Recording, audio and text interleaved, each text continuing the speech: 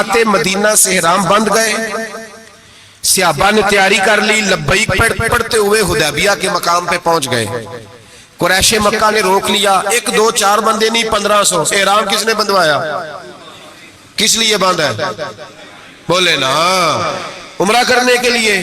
حدیبیہ کے مقام پہ جب پہنچے تو نبی پاک صلی اللہ تعالیٰ علیہ وسلم کے پاس عروہ بن مسعود ثقفی قریش مکہ کا سفیر آ گیا۔ اس نے کہا جی سال آپ عمرہ نہیں کر سکتے، آپ تو لڑائی کرنے آئے ہیں۔ حضور نے فرمایا نہیں، عمرہ کرنے آئے، دیکھا نہیں احرام باندھے ہوئے؟ اس نے کہا 1500 بندہ ہے اور ہیں بھی سارے دلیر اور ہیں بھی کٹ مرنے کو تیار، اگر کسی ایک نے بھی نعرہ لگا دیا تو ہمیں تو بھگا دو گے تم سارے، ہم نہیں عمرہ کرنے دیتے۔ باتیں بڑھ گئیں، اختلاف ہوا، ادھر ادھر سے معاملات طے ہوئے، صلح، شرطوں پر صلح ہونے لگی، اور شرطیں بھی ظاہراً ایسی تھیں کہ جو لگ رہا تھا کہ مسلمان دب کے صلح کر رہے ہیں، لگ رہا تھا۔ شرطیں لکھی گئیں، طے ہو گئیں۔ انہوں نے کہا جی ٹھیک ہے، اس سال آپ واپس چلے جائیں، اگلے سال عمرہ کرنے آئیں۔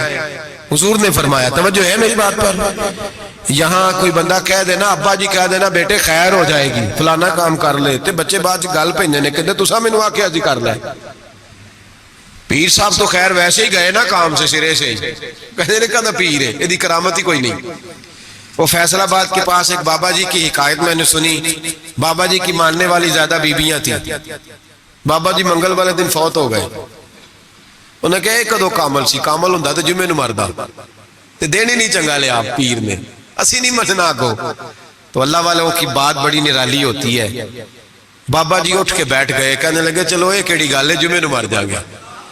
تو یہاں تو لوگ منٹ پہ ناراض ہو جاتے ہیں نا، منٹ پہ لوگ ناراض ہو جاتے ہیں۔ ایک تو فوری طور پہ اب دیکھیں نا، حضور نے احرام بندوائے، عمرہ کرنے کو کہا۔ اب جب صلح طے ہو گئی تو حضور نے فرمایا چلو بھی ٹینڈ کرا دو، سارے کپڑے بدل لو، واپس جانا ہے۔ اب صحابہ کے ذہنوں میں سوال ہے کہ آپ نے کہا تھا چلو عمرہ کرنا ہے، اب حضور فرما رہے ہیں واپس جانا ہے، طواف کرنا، نہ طواف ہوا نہ صحیح ہوئی، ہمیں تو طواف کے لیے لایا، چلو واپس۔ 1500 آدمی بیٹھا ہے۔ جناب عمر کہتے ہیں جو سب سے پہلے اٹھے وہ ابو بکر صدیق تھے، جو سب سے پہلے اٹھے وہ ابو بکر، کوئی شک نہیں ذہن میں، کوئی بات نہیں، ٹینڈ کرائی، کپڑے بدلے۔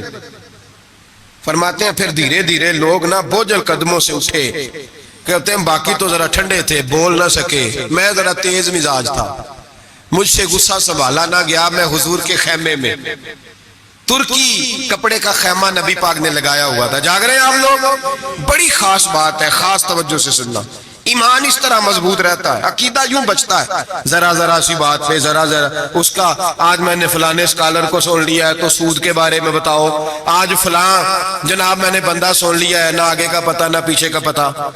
جس آدمی کو لفظ سیدھے نہیں پڑھنے آتے وہ حدیثیں بیان کر رہا ہے ٹی وی پہ بیٹھ کے، آج میں فلانے دی گل سن لئیے، ان انشورنس دی گل دل چھڑو، ایسے ہی 1 منٹ لگاتے ہو بگڑنے کے لیے؟ ہم سے پوچھو، آندھی بھی آ جائے تو اللہ ایمان کی مضبوطی عطا کرتا ہے۔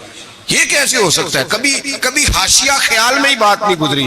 یہ بزرگوں کی نسبت کی برکت حاصل ہوتی ہے، یہ بزرگوں کی نسبت کی برکت۔ اور دعا فرمائے اللہ استقامت ہی عطا فرمائے، اللہ فتنوں سے محفوظ، سارے آمین بولے، اللہ بچائے ان فتنوں سے۔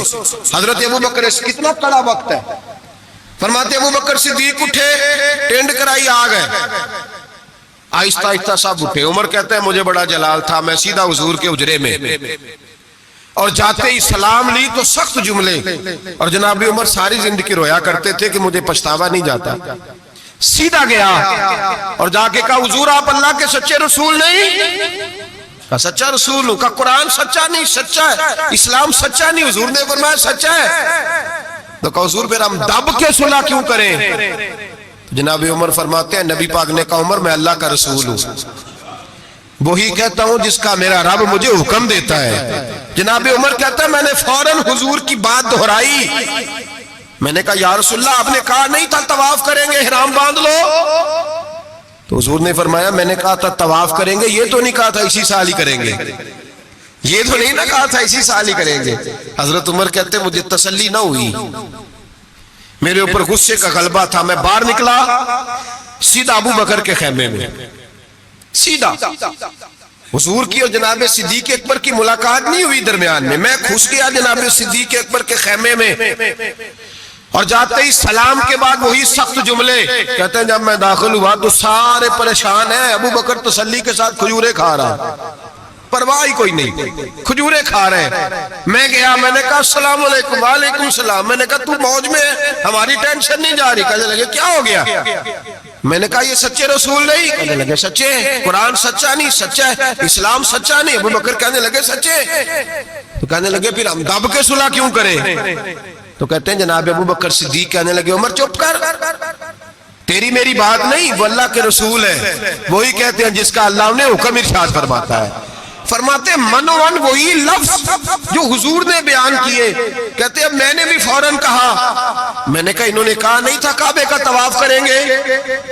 تو کہتے ہیں حضرت ابو بکر صدیق غصے میں آ گئے، کہنے لگے تجھے تیری مار ہوئے، حضور نے کہا تھا کعبے کا طواف کریں گے، یہ تو نہیں نہ کہا تھا اسی سال ہی کریں گے، میرے رسول نے کہا تھا تو انشاءاللہ ہم طواف کریں گے، انشاءاللہ طواف کریں گے، لیکن یہ تھوڑی کہا تھا کہ اسی سال ہی کریں گے۔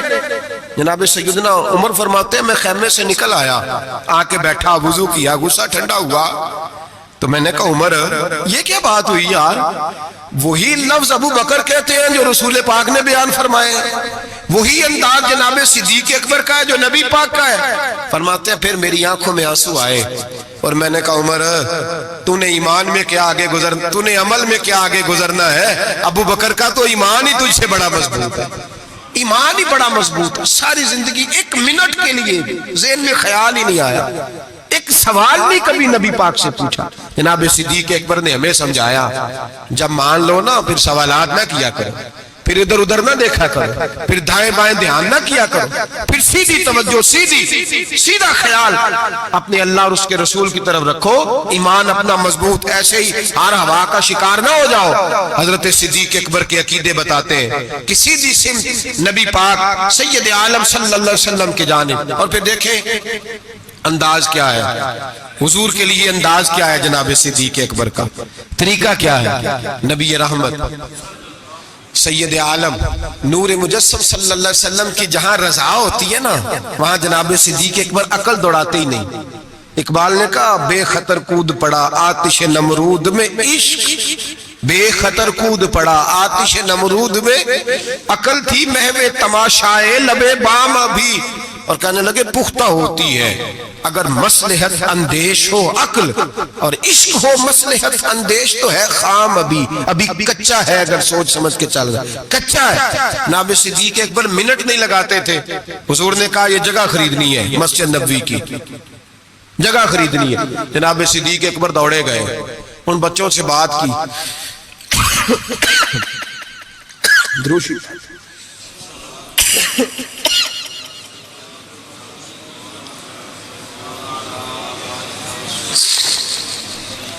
جا کے ان بچوں سے بات کی جن کی زمین تھی۔ آپ یہ تو ہر کتاب میں پڑھیں گے کہ خرید لی، یہ کہیں نہیں پڑھیں گے کہ سودا کیا، سودا نہیں کیا۔ تاجر سودا کرتا ہے، بات کرتا ہے، گفتگو کرتا ہے۔ نبی پاک نے بھی حکم دیا ہے کہ تم بات کر سکتے ہو، سودا خریدتے وقت بحث کر سکتے ہو، اجازت ہے۔ لیکن یہاں حضرت ابو بکر صدیق نے کوئی بحث، کوئی سودا، کوئی گنجائش، حضور نے کہا خریدنی ہے لہذا خرید کے آ گئے۔ نبی پاک نے فرمایا بلال حبشی کو خریدنا ہے، جا کے بات کی امیہ بن خلف سے، کا غلام بیچ دو۔ عقیدہ دیکھیں، غلام بیچ دو۔ اس نے کہا کالا کلوٹا ہے، لکھنا پڑھنا نہیں آتا، کام کرنا کوئی نہیں آتا، تو مجھے کیا دے گا؟ آپ فرمانے لگے میرے پاس غلام ہے، رنگ بھی گورا ہے، پڑھا لکھا بھی بڑا ہے اور سیانہ بھی بڑا ہے، میرا سارا کاروبار یہ سنبھالتا تھا، میرا منشی ہے، یہ رکھ لے اور بلال دے دے۔ امیہ کہتا میں نے چیک کرنے کے لیے ابو بکر سے کہا کہ اگر میں 10,000 دینار ساتھ مانگوں، جناب صدیق اکبر کہنے لگے کوئی حرج نہیں، وہ بھی مل جائیں گے، حرج ہی کوئی نہیں، مل جائیں گے۔ امیہ بن خلف کہتا میں نے کہا ابو بکر تو کوئی نادان آدمی تو نہیں، تاجر ہے، ساری زندگی منڈی میں بیت گئی، سودا کس طرح کا کر رہا؟ بلال تو اپنا نام نہیں لکھ سکتا، بلال تو کوئی کام نہیں کر سکتا ڈھب سلیقے سے، رنگ بھی کالا ہے، کچھ پڑھا لکھا بھی نہیں، اور تیرا وہ جو سارا تیرا آڈٹ کرتا ہے، تیرا سارا کاروبار چلاتا ہے، جو تیرے پاس ہر قسم کی سہولت دیتا ہے، وہ شخص دے کے اور پیسے دے کے لے رہا ہے، سمجھ نہیں آ رہی۔ تو جناب سیدنا ابو بکر صدیق کہنے لگے تجھے آ بھی نہیں سکتی، اس لیے کہ تو بے ایمان ہے اور میں محمد عربی کا نوکر ہوں۔ تیری سمجھ میں بات آ سکتی، اس لیے کہ جہاں میں کھڑا ہوں تو بھی ابھی تجھے اس ذائقے کا بھی پتہ ہی نہیں، تجھے وہ لذت نہیں، محبت کو سمجھنا ہے تو نہ سے خود محبت کر، کنارے سے کبھی انداز آئے طوفان نہیں ہوتا، تو وہاں کھڑا ہی نہیں جہاں میں کھڑا ہوں۔ 10,000 دینار دیا، جناب بلال حبشی کو خریدا تو حضرت سیدنا بلال حبشی کہنے لگے ابو بکر مجھے خرید کے تجھے کیا ملے گا، کوئی سیانا بندہ خریدتا نفع بھی آتا۔ جناب ابو بکر رو پڑے، کہنے لگے بلال نہ مجھے تجھ سے غرض ہے نہ کسی اور سے، مجھے تو اتنا پتا ہے میرے رسول تجھے پسند کرتے ہیں، میرے نبی، مجھے کیا غرض کسی اور چیز سے، حضور کی تو پسند ہے۔ لگا جدوں بازار ازل دا تے لوکی چوراں وانگ سدھائے، کسی نے لٹ لئی حسن جوانی انہیں ہاسے